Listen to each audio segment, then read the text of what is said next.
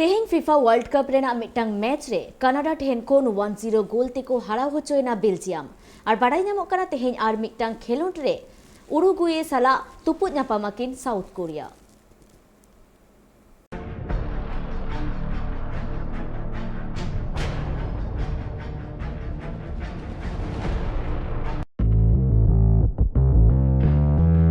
तेहें अहमेद बिन Ali stadium रे जहां दो कतार रे मेना कदा ओना स्टेडियम रे खिलड़ तुपुर रेकिन आड़गुलेना बेल्जियम और कनाडा। नो मैच बेल्जियम 1-0 तक जितकरेन मैच रेना 44 मिनट रे बात्सुवाई